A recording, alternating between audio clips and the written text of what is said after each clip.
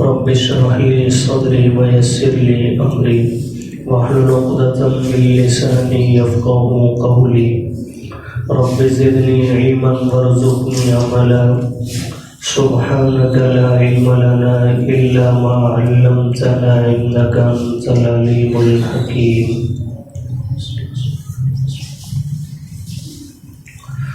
وَإِن طَائِفَتَانِ مِنَ الْمُؤْمِنِينَ اقْتَتَلُوا، اور اگر دو گروہ ایمان والوں میں سے لڑ پڑیں آپس میں، فَأَصْلِحُوا بَيْنَهُمَا، پس صلح کروا دو ان دونوں کے درمیان.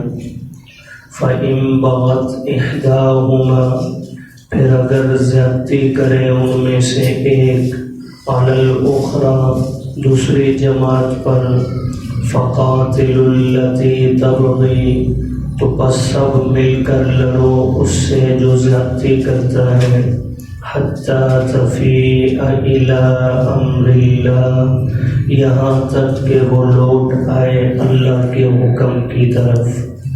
فَإِن فَاءَتْ، پھر اگر وہ لوٹ آئے، فَأَصْلِحُوا بَيْنَهُمَا، تو پس صلح کروا دو ان دونوں کے درمیان، بالعدل، عدل کے ساتھ، وَأَقْسِطُوا، اور انصاف کرو دونوں کے درمیان.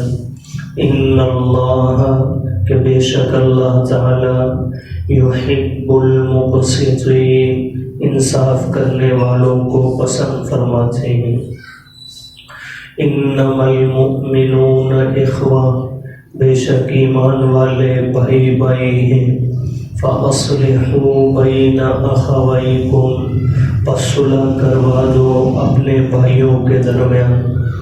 وَاتَّقُوا اللَّهَ، اور ڈرو اللہ سے، لَعَلَّكُمْ تُرْحَمُونَ، تاکہ تم پر رحم کیا جائے. سورہ حجرات کے اندر اللہ پاک نے آداب معاشرت کو بیان فرمایا، جن میں سے 5 اصول، 5 ضابطے اس سے پہلی آیات میں آپ کے سامنے آ چکے ہیں. پہلا ضابطہ یہ تھا کہ ایمان والوں، اللہ اور اللہ کے رسول سے آگے مت بڑھو. ان کی ذات سے بھی آگے بڑھنے کی اجازت نہیں، اور ان کا حکم سامنے آ جائے تو حکم سے تجاوز کرنے کی بھی اجازت نہیں.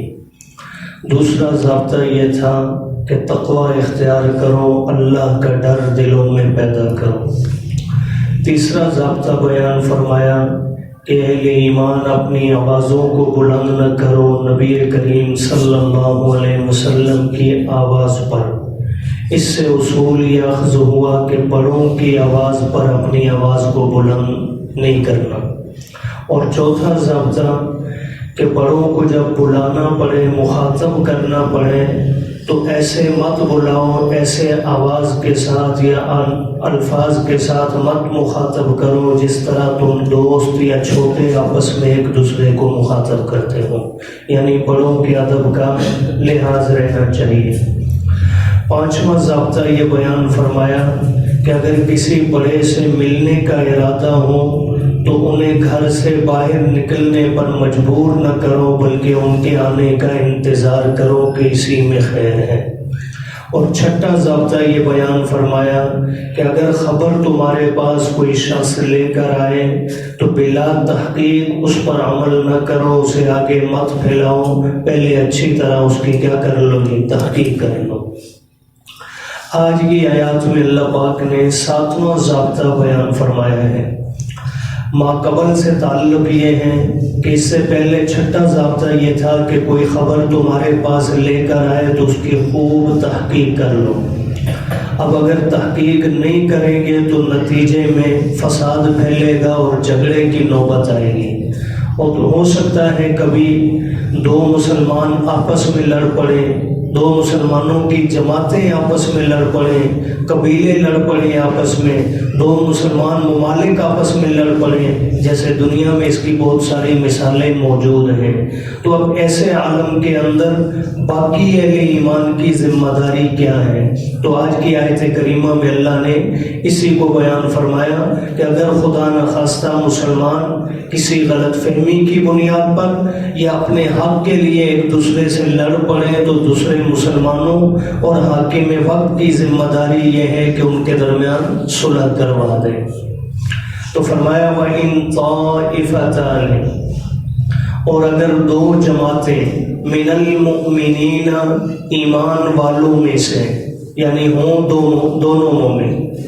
اس سے یہ مسئلہ بھی معلوم ہوا کہ لڑنے والے ہمیشہ دونوں، ضروری نہیں کہ ایک کافر ہوگا تو دوسرا مسلمان ہوگا، یعنی ایک حق پر اور دوسرا غلطی پر ہونا ہمیشہ ضروری نہیں ہے۔ اللہ کا قرآن بتلا رہے کہ دو جماعتیں لڑیں گی آپس میں، لیکن من المؤمنین، دونوں کیا ہوں گی جی؟ ایمان والی۔ سیدنا علی رضی اللہ تعالیٰ عنہ اور سیدنا معاویہ رضی اللہ عنہما کے مابین، اور اسی طرح سیدنا علی اور حضرت عائشہ صدیقہ رضی اللہ عنہا کے مابین جو جنگیں ہوئی، اب بعض لوگوں نے ایک عام دنیا کے عرف کو سامنے رکھتے ہوئے کہہ دیا جی دیکھیں جب بھی کبھی لڑائی ہوتی ہے ایک حق پر ہوتا ہے ایک غلطی پر، تو جب حضرت علی حق پر ہیں تو معاذ اللہ دوسرے دونوں غلطی پر ہیں، یہاں تک کہ ان کے ایمان کو بھی چھیننے کی کوشش کی جاتی ہے۔ لیکن اللہ کا قرآن کہہ رہا ہے کہ دو جماعتیں لڑ پڑیں من المؤمنین، کس میں سے جی؟ ایمان والوں میں سے، یعنی ان کا ایمان ختم نہیں ہوا، حضرت علی بھی ایمان پر ہیں، ان کے ساتھی بھی ایمان پر ہیں، تو حضرت معاویہ اور ان کے ساتھی بھی ایمان پر ہیں۔ تو بہرحال فرمایا اگر دو جماعتیں ایمان والوں میں سے اقتتلوا، آپس میں ایک دوسرے سے قتال کرنے لگے، لڑنے لگے، تو فَأَصْلِحُوا بَيْنَهُمَا، پس صلح کروا دو تم ان دونوں کے درمیان۔ یہ صلح کون کروائے گا؟ پہلا تو حق جو ہے حاکم وقت اور امیر جماعت کا ہے، جو بھی حاکم ہے بڑا ہے اس کی ذمہ داری ہے کہ اگر دو چھوٹی چھوٹی جماعتوں کے آپس میں کسی بنیاد پر جنگ ہو گئی ہے تو بڑے کا حق یہ ہے کہ وہ ان کے درمیان کیا کروائے گی؟ صلح۔ آج کے اعتبار سے آپ یہ کہہ لیں ملک کا حکمران بھی مراد ہو سکتا ہے۔ اسی طرح علاقوں کے اندر اگر آپ دیکھیں گے تو مسجد کا امام بھی اس کا ذمہ دار ہے، اور اسی طرح دنیاوی حوالے سے ووٹ لے کر ہمارا نمائندہ بننے والا وہ صرف اس لیے ہی ہمارا لیڈر نہیں کہ وہ اسمبلی میں جائے گا اور گفتگو کرے گا، بلکہ اگر اس کے ووٹ دینے والوں کے مابین کبھی جھگڑے کی نوبت آئے تو صلح کروانا بھی اس کی ذمہ داری میں شامل ہے۔ تو پہلا حق تو جو ہے حاکم کا ہے، امیر کا ہے، اور اگر حاکم اور امیر جو ہے دلچسپی نہ لے تو پھر عام مسلمانوں کی ذمہ داری ہے۔ مثلا آپ کی مسجد سے تعلق رکھنے والے محلے کے کچھ افراد آپس میں خدا نخواستہ لڑ پڑیں، اب اگر کوئی اور بڑا انوالو نہیں ہوتا تو میری آپ کی ذمہ داری ہے کہ ہم سب مل کر اس معاملے کو کیا کریں گے؟ حل کریں۔ نبی کریم صلی اللہ علیہ وسلم جب مدینہ پاک تشریف لے آئے، مکہ میں تو چونکہ مسلمانوں میں سے ہر ایک ہی خود آزمائش میں تھا، اس لیے آپس میں لڑنے کی نوبت آتی ہی نہیں تھی، لیکن مدینہ پاک میں آنے کے بعد جب آسودہ حال ہوئے تو کبھی کبھار آپس کے مسائل پر ایک دوسرے سے بھی الجھن ہو جاتی، دو افراد کی بھی ہوتی رہی اور دو جماعتوں کی، دو قبیلوں کی بھی ہوئی۔ مہاجرین اور انصار کے درمیان بھی ایک بار نہیں کئی بار بعض معاملات پر اختلاف ہوا حضور کی حیات مبارکہ میں، تو حضور علیہ السلام نے مہاجرین کو بھی بٹھایا، انصار کو بھی بٹھایا، اور دونوں کی بات سننے کے بعد دونوں کے درمیان حق پر فیصلہ فرمایا اور ان کی صلح کروا دی۔ اسی طرح قبیلہ اوس اور قبیلہ خزرج، یہ دونوں قبیلے مدینہ پاک میں کئی سو سالوں سے آباد تھے، اور ان کے درمیان دیرینہ دشمنی چل رہی تھی، اور وہ حضور علیہ السلام کی آمد کے بعد بھی جاری تھی۔ تو اللہ کے محبوب نے دونوں قبیلوں کے بڑوں کو بٹھایا، ایک دوسرے کی بات سنی اور دونوں سے جو ہے معافی تلافی کروائی اور دونوں کے مابین صلح کروائی، جس کے بعد دنیا نے دیکھا کہ وہی صحابہ رحماء بینہم کی تصویر بنے۔ تو اس طرح آپ علیہ السلام نے اور بہت سارے واقعات بھی ملتے ہیں، بلکہ ایک واقعہ اسی آیت کے شان نزول میں بھی مفسرین نے لکھا ہے کہ اس وقت تک عبداللہ ابن ابی، جو دل سے تو بعد میں بھی ایمان نہیں لایا، لیکن اس وقت تک اس نے زبان سے بھی کلمہ نہیں پڑھا تھا، یعنی ظاہراً باطناً کافر تھا اس وقت تک۔ تو ایک دن جو ہے کسی صحابی نے آپ علیہ السلام سے آ کر عرض کیا، اللہ کے رسول، یہ عبداللہ ابن ابی اپنی قوم کا سردار ہے، تو آپ کسی وقت اگر خود اس کے پاس ملنے کے لیے تشریف لے جائیں، یعنی اسے تھوڑی سی عزت دے دیں، تو ہو سکتا ہے متاثر ہو کر یہ کلمہ پڑھ لے، اور جب سردار ایمان لائے گا تو ساری قوم بھی ایمان لے آئے گی۔ تو نبی کریم صلی اللہ علیہ وسلم کو یہ رائے پسند آئی۔ آپ علیہ السلام گدھے پر سوار ہوئے اور ساتھ کچھ صحابہ کرام بھی تشریف لے جا رہے ہیں۔ اس کے علاقے کے اندر، بستی کے اندر آپ تشریف لے گئے۔ یہ باہر بیٹھا ہوا تھا اپنے چند دوستوں کے ساتھ۔ آپ علیہ السلام جیسے ہی قریب پہنچے تو اس شخص نے طنز کیا۔ ایک تو آپ علیہ السلام کی سواری کو بھی طنز کا نشانہ بنایا کہ اتنی بڑی شخصیت کہلانے والی اور سواری ایک معمولی سی، حالانکہ یہ حضور علیہ السلام کی تواضع تھی۔ یہ وہ ہستی ہیں چاہے تو براق آ جاتی ہے، ان کے لیے کمی کیا تھی، لیکن یہ آپ علیہ السلام کی تواضع اور عاجزی تھی کہ آپ گدھے پر سوار ہونے میں بھی عار سمجھتے ہیں۔ آج میرے اور آپ میں سے شاید اگر ہمیں کہا جائے کہ گدھے کی سواری موجود ہے، یہاں سے باہر تشریف لے جائیں، امام صاحب بھی اپنی ناک کٹانا اس کو تصور کریں گے، اور مقتدیوں کا بھی یہی حال ہے سب کا۔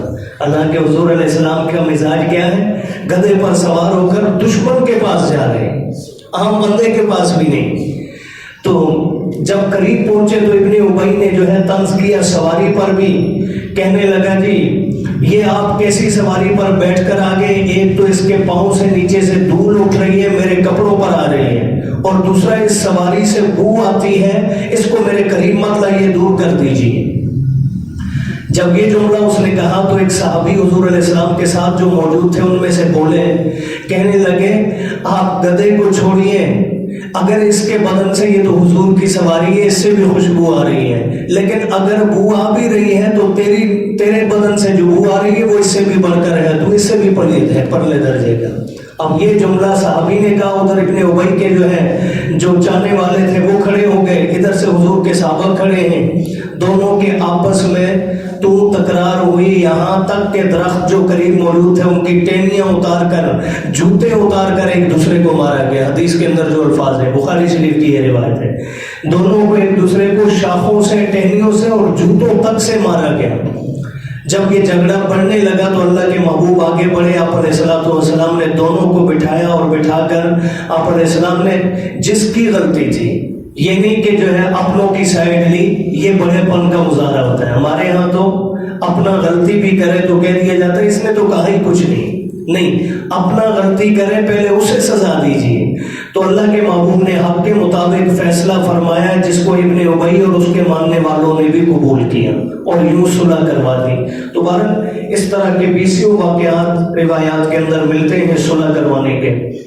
تو یہ ذمہ داری پہلے امیر جماعت کی بنتی ہے، وہ نہ کرے تو پھر عام مسلمانوں کی ذمہ داری ہے کہ آپس میں صلح کروا دو۔ اور آگے فرمایا، اگر تمہاری کوشش کے باوجود فَإِن بَغَتْ إِحْدَاهُمَا، اگر کوئی ایک زیادتی کرے ان میں سے، عَلَى الْأُخْرَى، دوسری پر، یعنی تم صلح کروانے جاؤ اور اس کے باوجود ایک ماننے کوئی تیار نہیں، ایک جماعت راضی ہو گئی، دوسری کہے نہیں جی نہیں، میں نے تو انتقام لینا ہی لینا ہے، تو فرمایا ایسی صورت میں مسلمانوں کی جماعت کے خلاف دوسری جماعت جو لڑنے پر ڈٹی ہوئی ہے وہ باغی ہے۔